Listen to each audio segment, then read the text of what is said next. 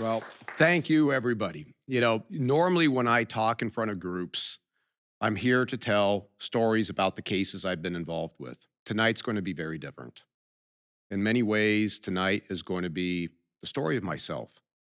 So I'm putting myself in somewhat of an uncomfortable situation in front of you all because it's so hard to talk about, things that I'm weak about or I've been ashamed about.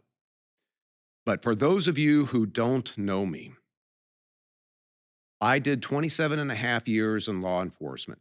I started out originally as a forensic scientist, a civilian forensic scientist. I got my degree in biochemistry at UC Davis. I got hired by the Contra Costa County Sheriff's Crime Lab down there in the East Bay.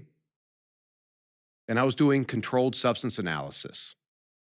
White powder, it's cocaine, it's methamphetamine. I was doing alcohol analysis.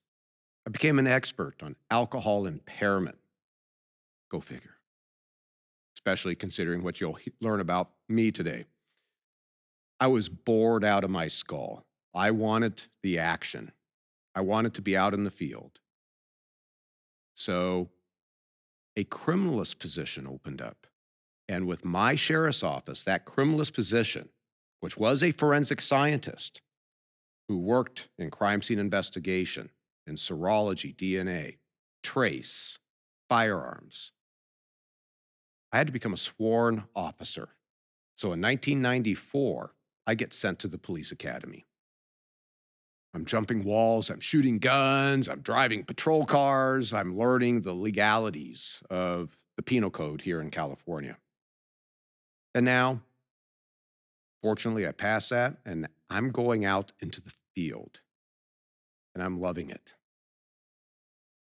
Around the same time, for my 25th birthday, my parents, who were living out in Maryland, went into a bookstore and decided this one book is something I should have for my 25th birthday. And it was called Sexual Homicide, Patterns and Motives. Would you give your son such a book, right? But this is the academic study in which the Netflix show Mindhunter is based off of. And I became fascinated with the serial predator. And my story, as I'm going through my early parts of my career, I'm just consuming information and I'm curious. And there was an old file cabinet and I opened up the bottom drawer. Nobody ever went into this file cabinet in the lab's library. And in that file cabinet were a bunch of manila folders containing case files. And the manila folders were labeled with a red EAR, East Area Rapist. And we're here in Sacramento. And I know that moniker resonates with this group. And I was reading that, I'm like, this is an unsolved serial rapist. And I just finished reading this whole book on serial predators. DNA was coming into the forensics, and we were starting to get into the lab. I was like, could I use this DNA to solve this unsolved East Area Rapist case? I have an ego. I was like, I can do this. Ended up going through crime scene investigation, working in the lab, but I got the itch for investigation and cold cases. It just appalled me that cases could be 25, 30, 40 years old, and they're not solved. And again, I have an ego. I can solve those cases. And so I started really focusing in on cold cases, and I targeted cases that appeared to have committed by serial predators. Over the course of my career, I ended up promoting up. In the sheriff's office, I became a division commander. I had 72 employees. I had a $12 million budget I was responsible for, and I was bored out of my skull. And you're probably gathering, I don't do bored well, right? So this is around 2010, and I'm looking at my file cabinet. I'm going, there's that East Area Rapist case. And in 2001, 9 years prior, I had connected that case to an unsolved series of homicides down in Southern California committed by an offender known as the original Night Stalker.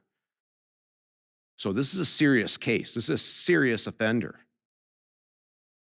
And I'm sitting there and I'm looking at my inbox and I'm looking at my webcam for my commander to be able to look at me. And I'm going, can he see me? No, I'm going to avoid the inbox and I'm going to start focusing in on those files.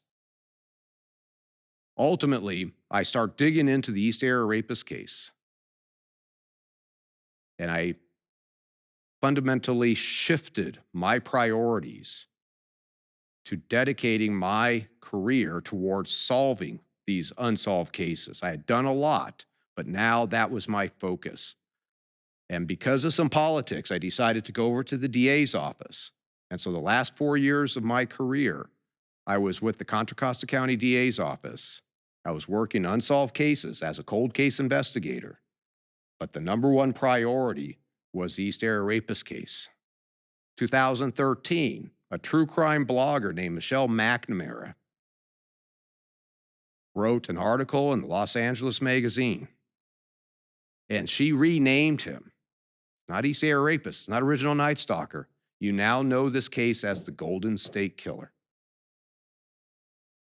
While I was with the DA's office, I literally stumbled across a technology that I recognized. It exploited the DNA. And I was like, that can solve the case. So myself and a small team of 6, myself and 5 others, ended up doing genealogy for the very first time to solve an unsolved case. I retired, turned 50. If you know my story, genealogy led to a former cop by the name of Joseph D'Angelo. I started investigating him before I retired. The last thing I did as a sworn officer was to drive up to Citrus Heights from the Bay Area and sit in front of his house debating whether he was the guy I had been looking for 24 years. I ended up turning my badge and gun in the next day, retired. He's under surveillance up here in Sacramento area.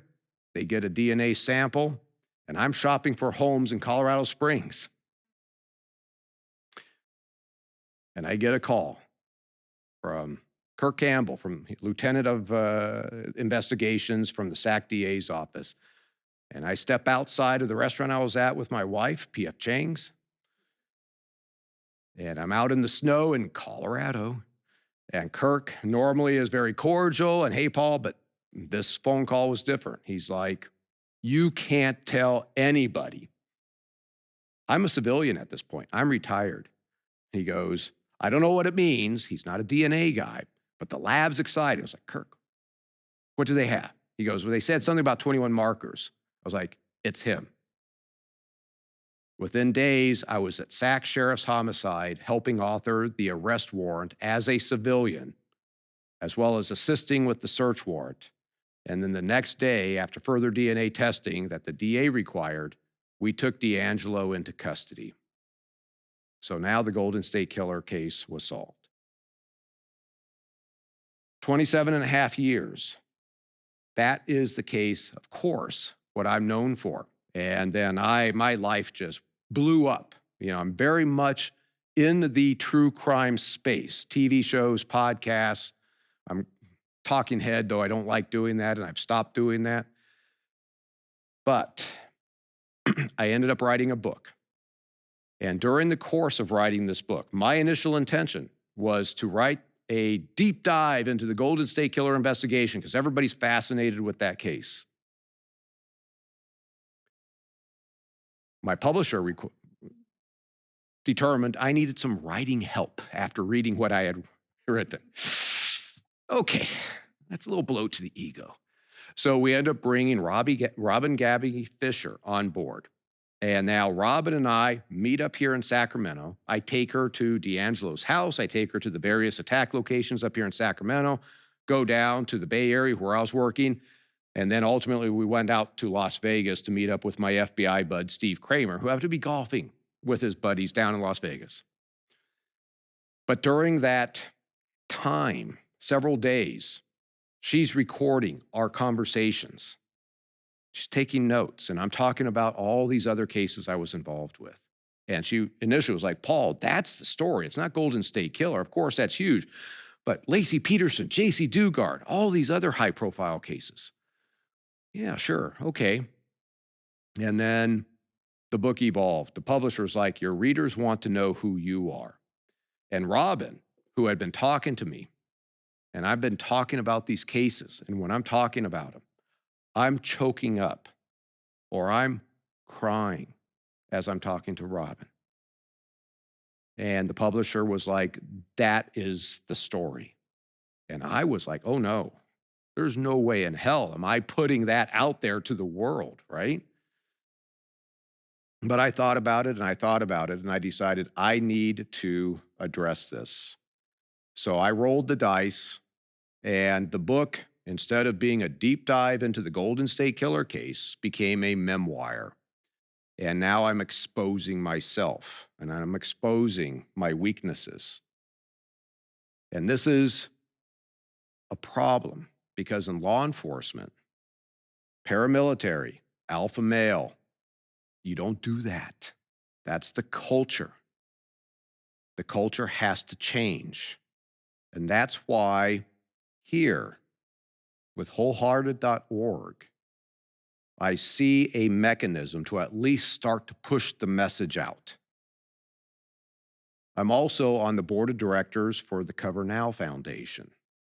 Jeff Stein founded that. It was originally to help law enforcement families of officers who committed suicide.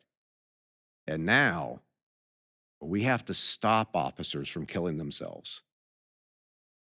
A mentally healthy cop is a good cop. So this has become a very important message that I want to get out. Of course, in my book, I talk about select cases. Some of them are interesting stories, tragic in their own ways. Some of them were cases where in my personal life, I was struggling. And because of the struggles in my personal life, part of what I was experiencing when I was being called in impacted how I responded to my personal life struggles.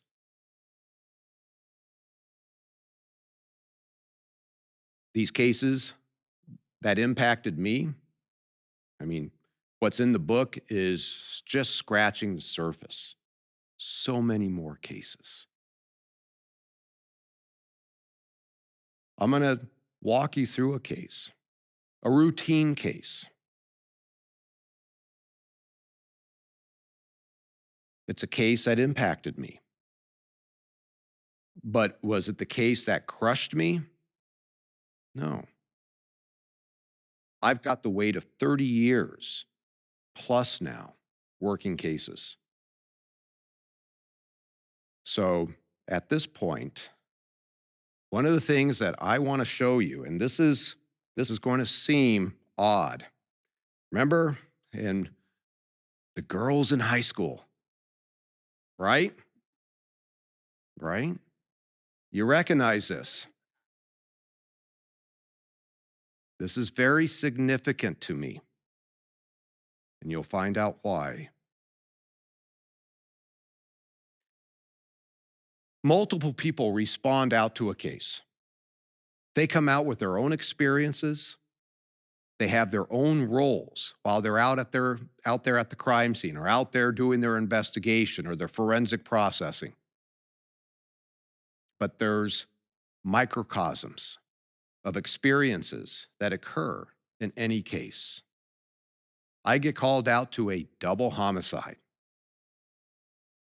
It was middle afternoon, maybe later afternoon. I don't remember exactly the time. Kind of in a lower class neighborhood. I remember walking up to the house. The yard was unkempt. House itself was nondescript, single story, small house. Walk inside. Immediately inside the house is the living room. Got the old style CRT TV, not the fancy flat screens that we have today, right? On the top of that TV is a VHS video recorder. And by the looks of some people in the audience, I know you know what a VHS tape is. On top of that VHS recorder, there's a VHS tape and a urine sample jar that's full sitting there. How's that? That's odd. Walk further into the house, go into the hallway. I'm not going to be graphic about my descriptions of what I'm seeing, but just note that there's going to be some disturbing details that I'm going to talk about, and the circumstances of the case are disturbing. Walk into the hallway. And so the hallway, as I step in, extends from left to right. Middle-aged man laying on his back. He's dead. Baseball cap. He obviously had fallen back, and baseball cap had fallen off and was detached from his head. Fair amount of blood emanating from his mouth, from his ears. No question, dealing with a dead individual. Looking down the hallway to my left, I have smears of blood. I have what are called arterial spurts on the wall. At the end of the hallway to my left, there's a bedroom door. Walk down to that bedroom door, and I walk into a room, and it's a teenage girl's room.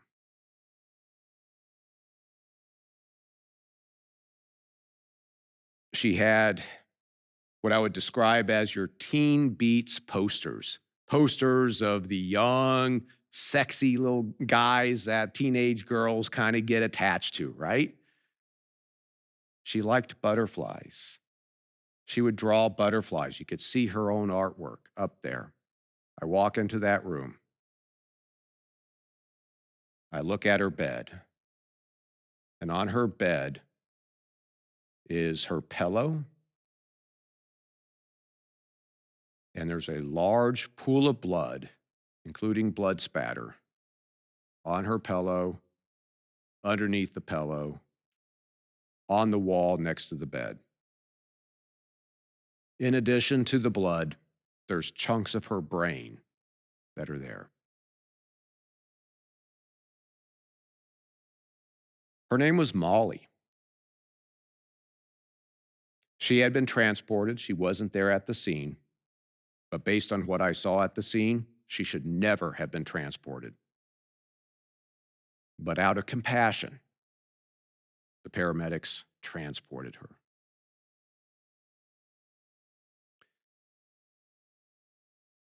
End up processing the scene. The dead man in the hallway was her father. There was a .357 powerful handgun on the floor next to him. He had killed himself. He ate his gun. Molly had come home from school. She was in her room.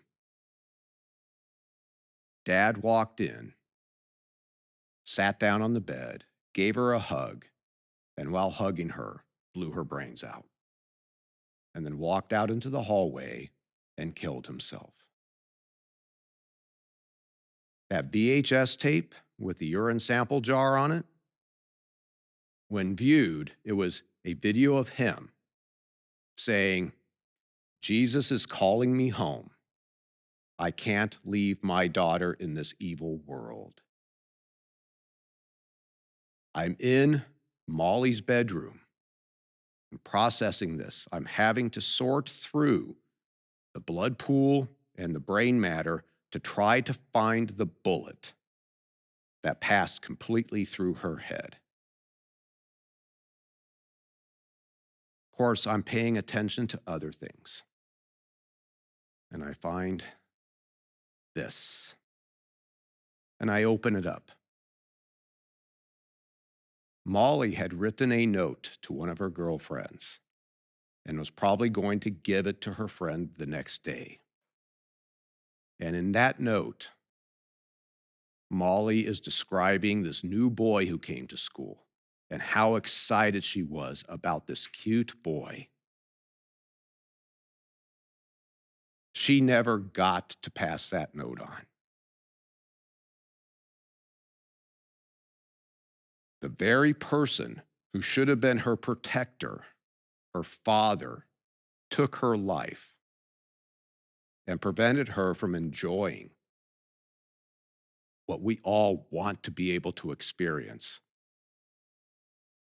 And I will be honest, I did not think I would be able to get to this point in the presentation without breaking down. This case was routine. But this, when I see something folded like this today, it messes me up. Something as simple as that. That's the microcosm. Other people that were at that crime scene, of course, saw horrific things. The autopsy of Molly was horrific. But those individual experiences are what those of us that are working in law enforcement have, and we're all impacted differently. I've spent my entire career going after serial predators. I go after guys who hurt women. I go after guys that go after kids. And I will tell you, whatever you consume in the true crime space does not adequately convey the horrific aspects of these types of crimes. This is where, now for me, 30 years of responding out into the field, looking at victims that have been horribly, horribly violated, pulling out cases. They may be 30 years old, but what do? I spend weeks, months, years, decades looking at the autopsy, the crime scene photos, getting frustrated when I can't figure out how to solve this case and get the victims' families answers, get the bad guy off the street. I've had successes, and I'm proud of the successes. I don't sit at home and think about the successes. I sit at home and I look at the cases I failed on. This is where now, after 30 years, I'm retired. People see me up doing the true crime stuff. I've got successes in life on that front. But I didn't know how my career impacted me. And if you've read my book, and if you're going to read my book, the very first chapter, I talk about all of that, almost 3 decades at that point when I wrote that, how all of a sudden, psychologically, I went into a crisis and I did not understand what was happening to me. I knew something was messed up. And I was drinking, and I had been drinking way too much. To this day, admittedly, I still drink way too much. That's when I ended up going in to see a therapist because I knew something was wrong. And this is a therapist. I live in Colorado Springs, huge, huge military. It's a city, technically. I was going to say town, but it's a city. It's a pretty big place. It's the same size as Sacramento. And she deals with special forces guys and military guys. And I sit down, and now I'm recounting some of my experiences to her. And of course, I'm choking up, I'm crying as I'm talking to her about some of these experiences. And she said, Paul, it's obvious what's going on. We have officers, as an example, who have an acute traumatic event. They're involved in a shooting. That is, of course, very traumatic. But going out and seeing Molly and reading how her life was ripped away when she was super excited by her own father. And that's just one of hundreds of cases in my life. She said, each one of those, you never addressed it. Each one of those is a nick, and that little nick bleeds. After 30 years, I've got so many nicks, I'm bleeding out. And I started to recognize that. This is where my journey, if you will, is gotten me to a point where I'm still trying to process and heal from a psychological standpoint as a result of the career. The problem for me is I'm very passionate about working these cases. I This is the ego talking. I'm very good at what I do. But the next case is going to come along. And then the next case is going to come along. And how is that going to impact me? I just consulted on a case. 15-year-old girl gets off a school bus. She has to walk down somewhat of a rural, isolated road. Mom's home. 15-year-old never makes it. Mom reports her missing right away. Her body's found within a couple hours, nude from the waist down, hands bound. She's been shot 4 times in the head. Now, my cases bubble up to the surface. Cases from my past, because I've got a 15-year-old girl, Cassette Ellison, from 1970, that had to walk home after getting off the school bus. And then her body was found 10 months later, dumped in a creek, mostly skeletal. When I'm taking a look at Cassette's clothing that had been discarded on the side of the road and how the clothing had been cut off of her by her killer, as he's fantasizing what he's going to do, I am reliving not only what Cassette experienced, petite 15-year-old little girl, but also I have to think about how the offender is approaching her, what he is doing. And it's that perspective that can really screw me up because I have to understand what the victim experienced. I have to understand what the killer experienced in order for me to be able to effectively do my job. So this is where today, talking, it's how do we move forward so we don't have the 22-year-old recruit who goes to the academy and never addresses what that now officer is going to be experiencing over the course of a 25-year, 30-year career. Try to prevent that person from ending up like me as a 50-year-old person going, what is wrong? The self-destructive behaviors, the alcohol abuse, and other things where I'm going, what is going on? So this is becoming a mission of mine. And this is why we are here tonight, is to talk, because we have to change the stigma. Culture and law enforcement, I alluded to it earlier.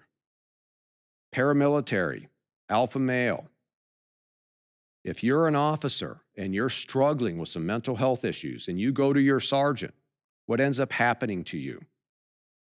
The department takes your badge and gun away because they're afraid of what you might do while you're out there on the street. So what do cops do? They don't tell anybody. They suffer. They withdraw from their families. This is what I experienced, and I didn't recognize the symptoms. I started isolating from my family, from my kids. I'm drinking. Sometimes I'll pull a case file out while I'm drinking, and that's a big problem because now when I drink, I get emotional and I start to rage. I rage about the person who cut the clothing off Cassette Ellison.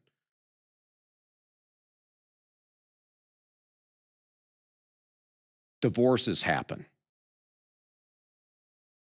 One of the, what Jeff Stein from Cover Now uses this term as he talks about it, the elephant in the room. The suicide rate of law enforcement officers. It's a pandemic, but you don't read about it in the newspapers. We have to do something better in order to help people, first responders. I'm talking, of course, from a law enforcement perspective, but there are other people that are suffering trauma. We have to change the culture. We have to be able to get people who are decision makers to make the right decision, to provide resources, expert resources, so we can have the professionals that work in this world and experience horrific things that the average person never sees, and they see it every single day.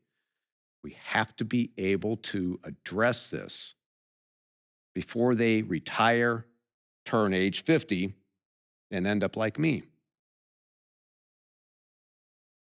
Where I'm at in life, I am recognizing that I've got my struggles, and I'm in the process of trying to heal. I was seeing a therapist before the pandemic, and then when the pandemic hit, all of a sudden that therapist was being inundated with everybody scared about the pandemic.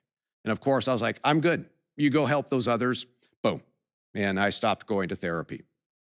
And then, of course, I've been on a psychological roller coaster ride over that time frame.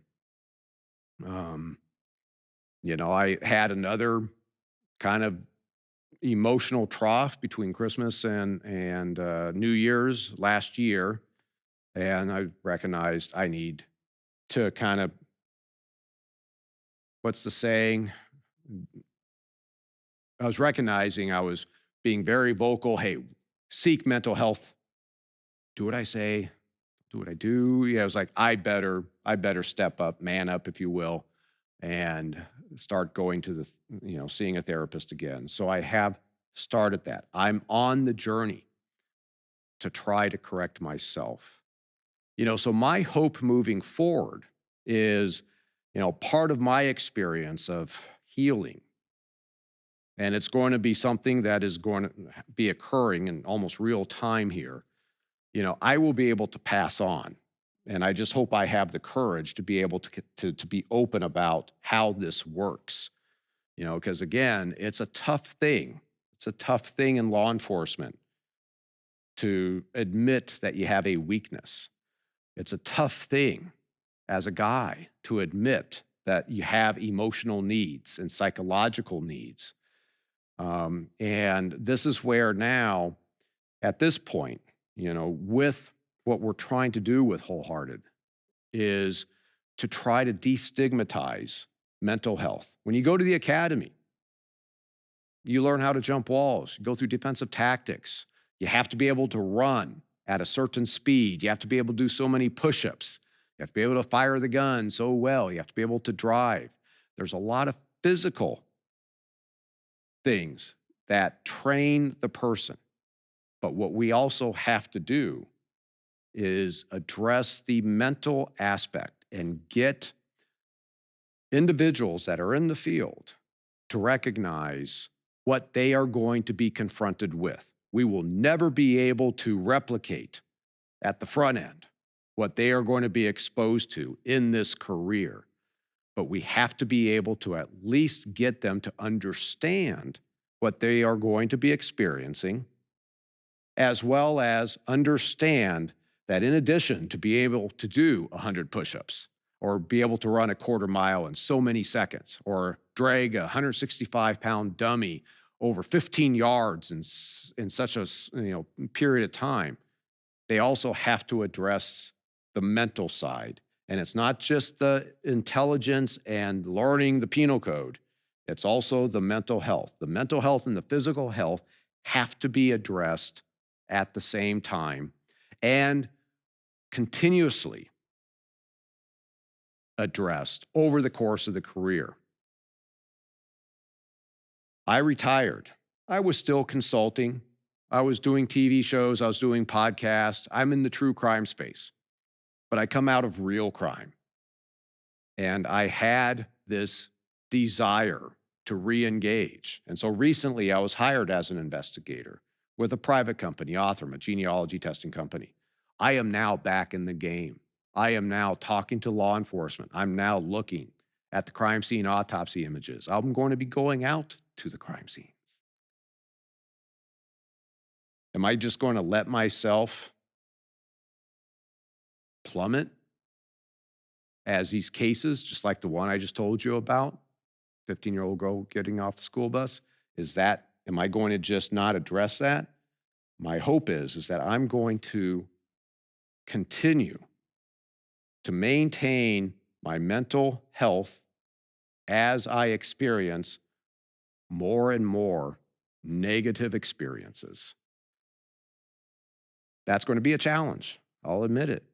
But I at least now recognize that that's something that I have to do if I want my quality of life to improve, because this has impacted my personal life. It has impacted my relationships, my marriages, my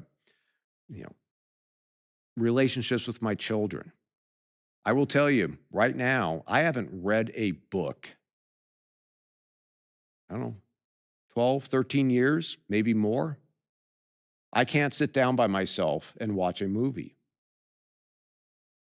Some reason, those little things I can't do.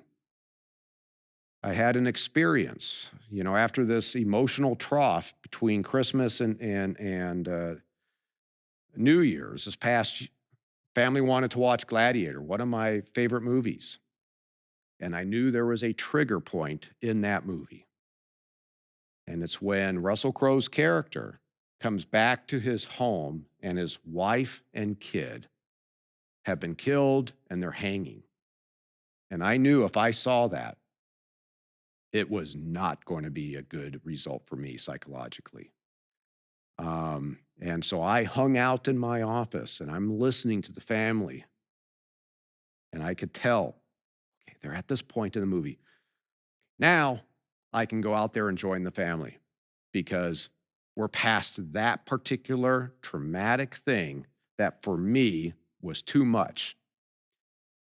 This is just a small example of how first responders, law enforcement officers, their quality of life is impacted, let alone, burying themselves in a bottle and then ultimately swallowing their gun. So this is where this is becoming a mission. And, thank God Julie reached out to me at CrimeCon. All right. Yeah, my crime cons are crazy. I have so many people I'm interacting with, but she was persistent. She kept with it. And she had a vision. AJ, who was talking to you earlier, he has a vision. And obviously, Wholehearted handles much broader aspects than just first responders. But they've taken on the challenge because I will tell you, this is probably going to be the ultimate challenge because law enforcement culture, that's a tough nut to crack. But I do know, and I'm encouraged by what I've seen across the nation as I've gone around the nation and I've talked to groups and I've had people from law enforcement agencies come up and say, hey, my department is doing something pretty progressive. Or therapists coming up and thanking me for at least being willing to talk about what people in law enforcement are experiencing because they have patients who are law enforcement and their departments have no idea they're in therapy. So this is where I think there's going to be this snowball effect as push this out, and you're part of it.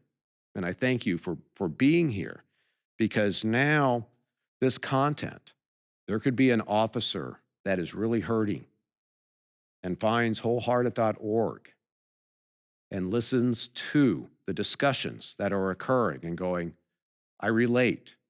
Oh, you mean there's a place I can go and get help? Even if it saves one life, that's worth it, right? I was wondering, what would you say to young professionals going into law enforcement? The stigma is still strong, and same with the military. What would you say to people to encourage their fellow employees Hmm. to seek help and to kind of fight against the stigma? Yeah, I think first it's recognizing, okay, if you're going to go into the field, you have to understand, you're going to be exposed to things, and you may not necessarily know exactly what you're going to be exposed to, but it's going to be something that could be traumatic. I do think that the younger generation is much more open-minded, but it's sort of like this huge oil tanker, in terms of if you want to steer the oil tanker with a tugboat, it takes a long time to take this big thing and move it. So that's where, continuing to address it uh, is important.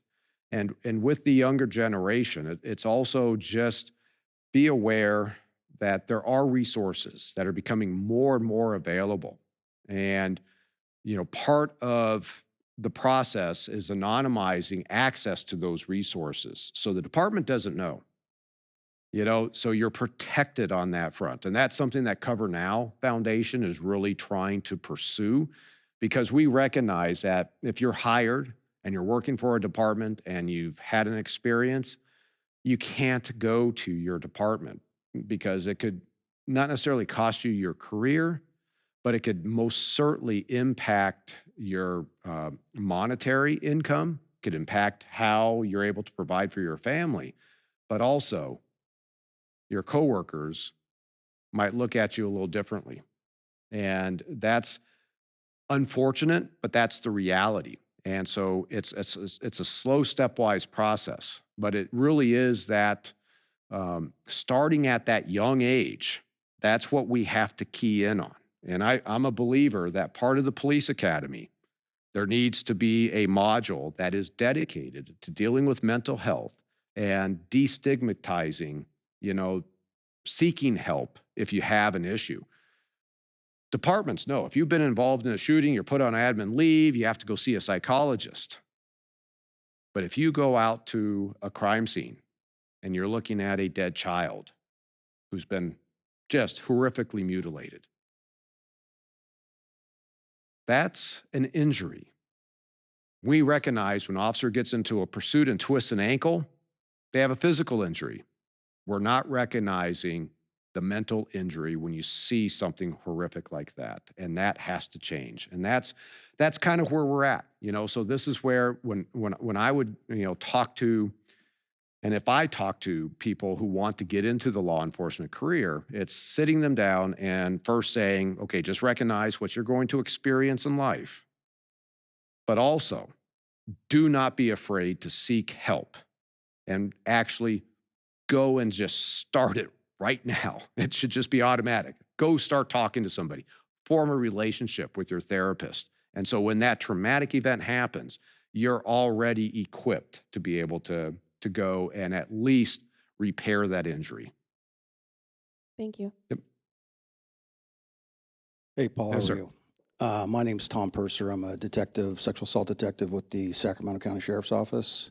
Thank you. I've been in the department for close to 15 years Have now. we run across each other? I was at your at the DA's office. You gave a little speech on the session on the genealogy. Oh, So okay. I Okay. met you there and stuff. Yeah.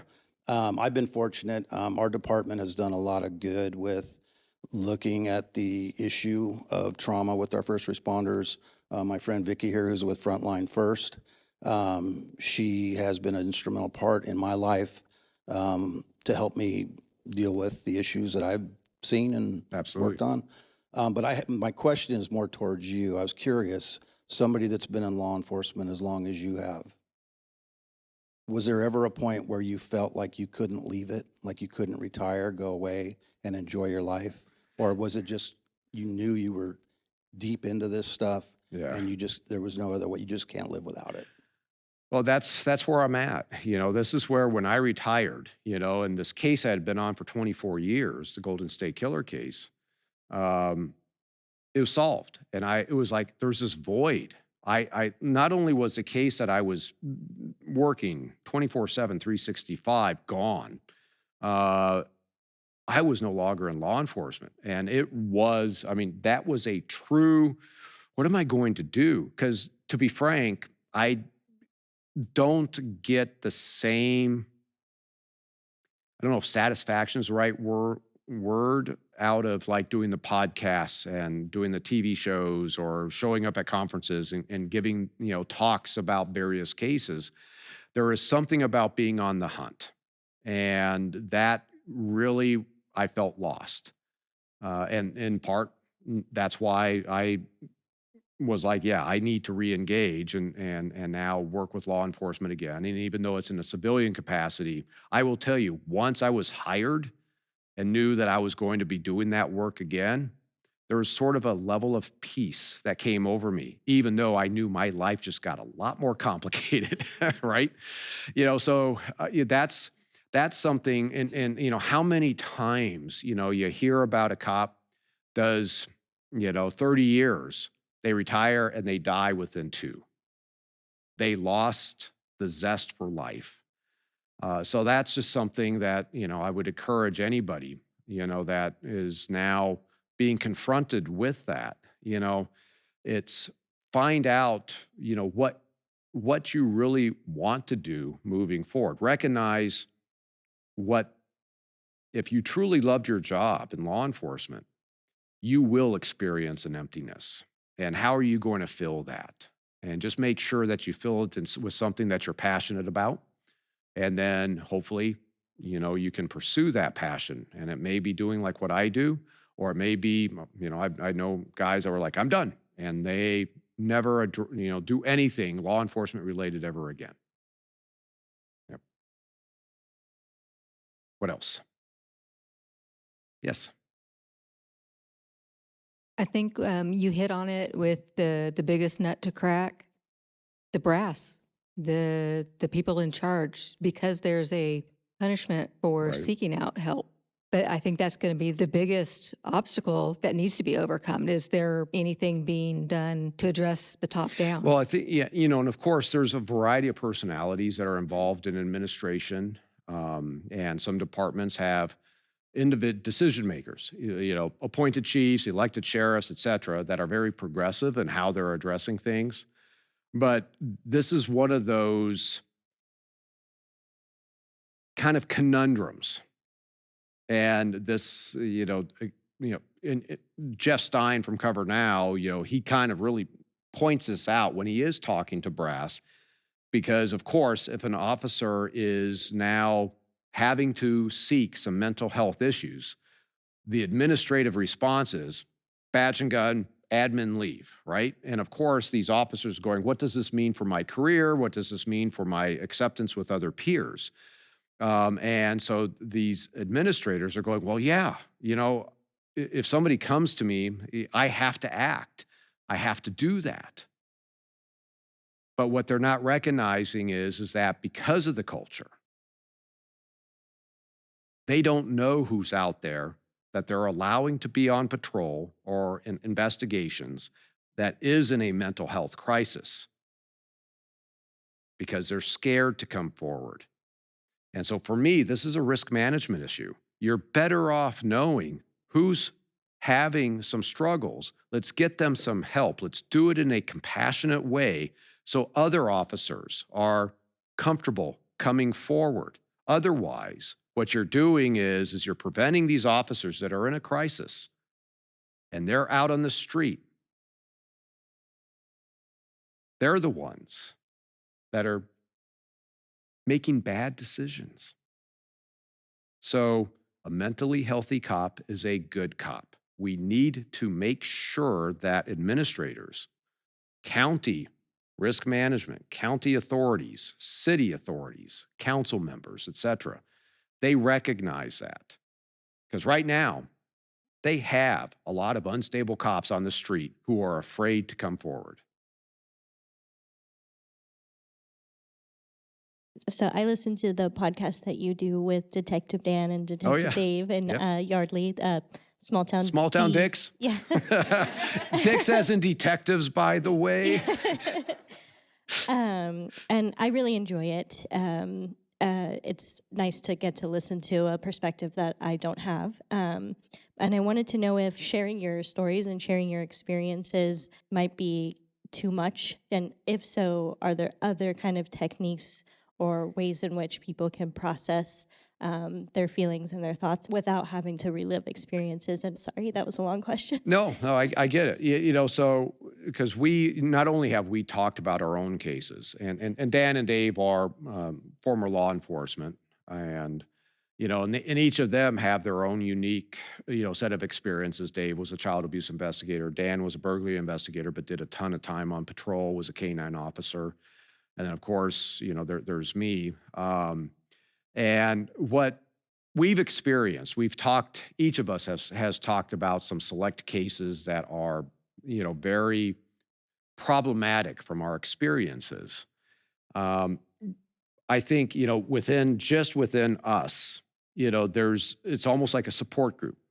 And, you know, we actually go out to the hot tub and drink and tell stories. And this is just something that's cathartic, you know, because we're just open. You have the alcohol in you and you're just like telling all these funny stories, but also it can get emotional at times. But then we also have guests that come on. And when the guests start talking, because these guests don't do podcasts, you know, so when they initially start doing the podcast, they're nervous, even though they're, you know, 30-year detectives and from a certain agency. But then once we start engaging with them, they recognize, well, they're just part of, you know, we're brethren. And in many ways, we're a support group for them, you know, so they are able to, you know, recount the stories, but also they're willing to, after they've gotten to know us, they're willing to start talking about, yeah, this is how this case really impacted me, or how my career has really impacted me. And of course, you know, the lead of the podcast, Yardley, is so good at being able to ask them, and she does it in a very compassionate way. And, you know, to a person that has been on our podcast, they're all willing to come back on because they recognize we're one of them, you know, and that's something that, you know, Small Town Dicks, the podcast, really is, we all come out of real crime and we're authentic, and law enforcement, they're huge listeners of our podcast, you know, so it is in some ways, I think, cathartic for us and our guests to be able to talk about those. And you had a question, right? Yep. Hi, I'm here because my husband is a deputy with the Sacramento County Sheriff's Office. His unit is involved in a lot of stings around the community. This most recent one, though, really hit kind of home. We have a young daughter at home. He is involved in kind of a catch a predator sting, if you Yeah. will.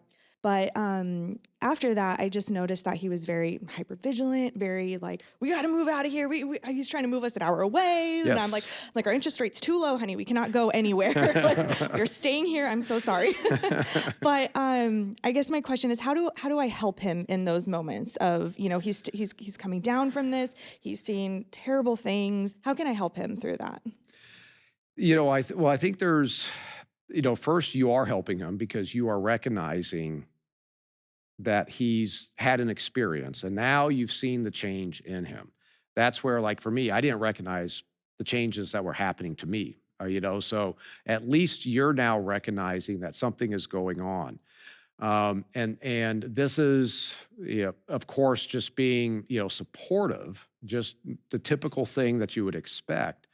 But now you're aware of minimally, it's sort of like, hey, there's going to be some content up there that he could go to and watch, but you're also becoming aware of there's resources out there, and I think encouraging and always there's always that dynamic, with a guide. You have to be kind of tactful. You don't want him to, "Oh, no, I'm good. I'm good. No, no," that's the typical thing. But, possibly just encouraging, the idea of, maybe go talk to somebody, do it now. Um, I mean, I'm assuming he's probably 8, 10 years into his career at this point. Yeah, okay. Yeah, based on the assignment. Um, it's one of those things where, he's already seen things, right? And it probably is better that he addresses things now than waiting until you're a 50-year-old old guy like me, right? So that would be what at least my recommendation. And then hopefully, there's becomes more formal programs. Pay attention to Cover Now. That's where there's going to be some really good things coming out of there for somebody like your husband, who would be able to go and seek help without worrying about the sheriff's office. Oh, you know what? You're on admin leave. So address it, nip it in the bud. Yep. Hi there. I'm Hi. Kimberly Borden, and I'm a mental health therapist. Okay. Thank you so much for sharing some of your journey. I understand that one of the first steps is talking to somebody, and you mentioned some of your signs were isolating and some other things. What has been your healing journey? What has that looked like? And specifically, your time with a therapist is going to be about 53 minutes. So, what are you doing the rest of the time to heal? Well, that's a good question, and I have been, the I've just started with this new therapist, and so we're now she's learning who I am, and then ultimately maybe some sort of treatment plan is going to be put into place. She's aware of the amount that I'm drinking.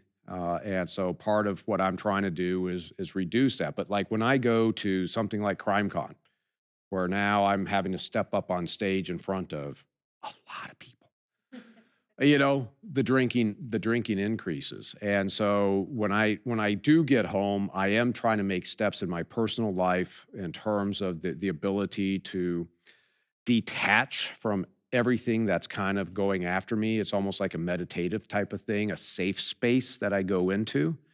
But I'm very early on in this process, so this is where, I did not, even though I was a big proponent, I myself was not doing what I needed to do. And so I'm stepping into it. And that's where the hope is that I can continue and avoid some of the self-destructive aspects in my life as I move forward. And so far, I'm trending in the right direction, but it's like 2 steps forward, 1 step back. And that's really where I'm at, and I most certainly am not the model in terms of this is how you heal yourself. I'm learning as I go. What advice would you give to a family who, like my nephew, is just about to begin his journey in the academy? Yeah. He's hoping to start in September. So, what kind of advice would you give to family members as we watch this family member of ours begin this journey? And how could we prepare to be supportive for him as he begins that journey? Yeah, I think from his experiences, so the academy itself is very stressful, and they purposely make it stressful because they want to see how you respond under adverse conditions.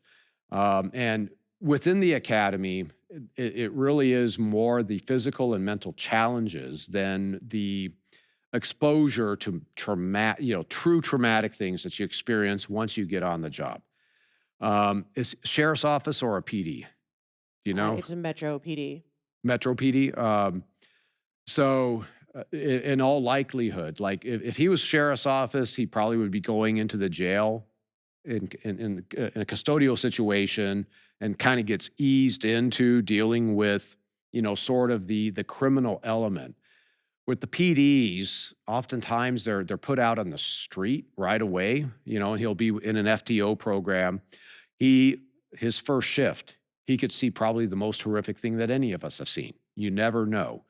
And there's no easing into that because you can never predict what's going to happen, during any, 8, 10, 12-hour shift that you're on. And that's where I think, the family support is important. And it's that discussion of, just kind of going back to some of the other thoughts is that it's the recognition of what he's going to be. He needs to understand what he's going to possibly run across. You never know. He could go out there and see a whole family that has died in a vehicular accident within the first, week that he's on the job. And he has to understand that there's just no way to be able to train somebody to be able to handle that type of scenario. And so from a symptom standpoint, I can think about, what I experienced.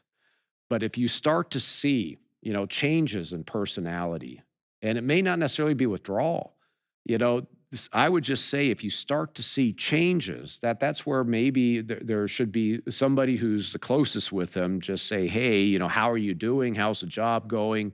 And again, try to get an expert in. And, that type of question, I would say that's a question that I would leave up to the various experts in terms of they know, hey, when this, and this is starting to, manifest itself, that's when somebody's in crisis. And you want to try to intercede before they go into a crisis modality.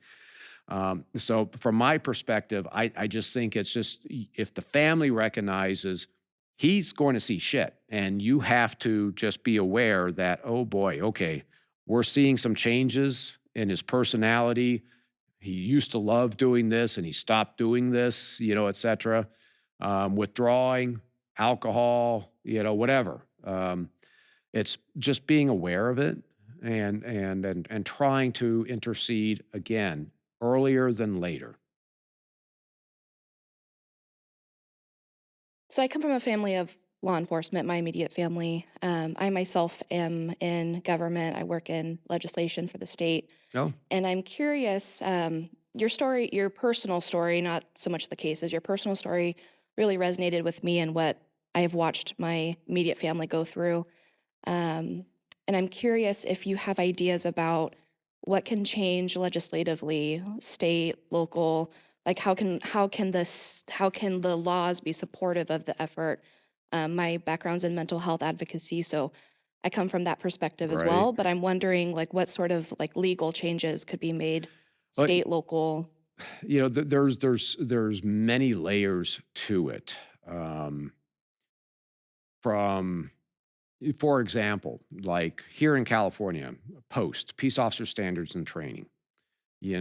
If Post mandates mental health training at the police academy and ongoing training for what we call advanced officer training over the course of someone's career, as well as for administrators, managers, et cetera, that's something that could potentially be beneficial. The opening up of various advanced, what do you want to say, therapies, which may be pharmacologic, that could be something that could be pursued in order to be able to help first responders, because now they have access to possibly other modalities than just the psychological aspect. But I'm not necessarily saying I'm an expert in any of that. It's just being able to, if there's any type of legal statute that prevents somebody from seeking help, then that needs to be addressed. And I would defer again to Jeff Stein from Cover Now to be able to address that specific issue, because he's been dealing with these things for a long time, not only in the capacity of working with agencies, but also from the political side. And so I would just say, ask that question to Jeff. So I'm prior military, and while I was in the Marine Corps, I struggled with my personal relationships. And I know that's common both in military and in law enforcement. So, what tools have you attained over the course of your career that have helped you develop a work life balance? And how have you been able to focus on and smooth over your personal relations Yeah. with non law enforcement personnel? Well, I divorced my first wife. I obviously didn't do very good at that point. Obviously there's, I'm still married. There's always the challenges in any relationship. And, she also recognizes some of the issues I'm struggling with. She came out of, the forensics field. We actually did some horrific crime scenes together. So she understands that. The interesting thing about this, because she listens to my podcasts, and a Canadian detective was talking about, he can't visualize any of the homicide cases he's been out on. And I can walk around every single homicide case I've ever done over the course of my career like it's a 3D movie. Well, my wife heard that, and she goes, she was like, she's like him. She didn't recognize that for me, I can sit there and at any point I can pull out a case, and now I'm in that crime scene or I'm at that autopsy. And she goes, "You're cursed," So in one hand, that's been valuable to have somebody who at least acknowledges and has experienced something similar. Many couples, one of them doesn't, they're like the general public. They just hear things, but they've never been out there, and they don't truly understand the impact of these experiences having on their partner, their spouse.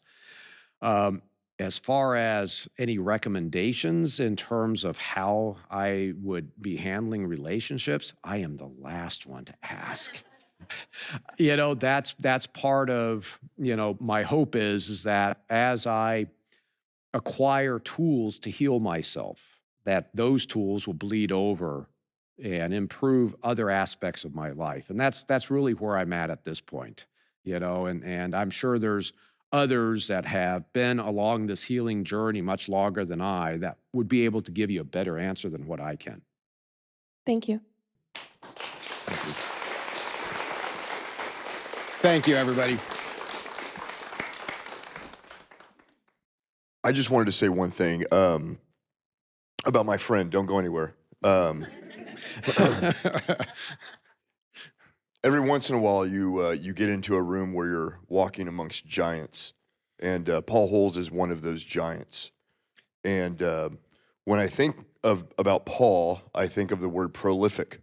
Prolific's an adjective that means something that produces a large amount of something. In the law enforcement world, Paul Holes has produced a lot of results for a lot of families. The byproduct of that is a lot of personal suffering. And for somebody to stand in front of people in the middle of their healing journey is a big deal.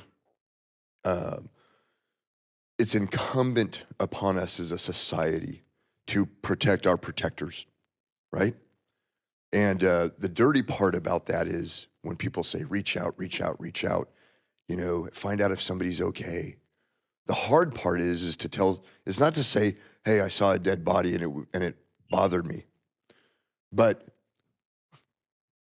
what's happened to me because of seeing those things and being involved with those things, and the byproduct of seeing those things is sometimes embarrassing and shameful, that lead to addictions and loss of relationships and hurting relationships. And for Paul to stand up in front of you, not just as a cold case detective, but just to fillet himself open and say, I've suffered, is a big deal. And I am honored to call him a friend, and I think you should be too. Thank you. Thank you, everybody.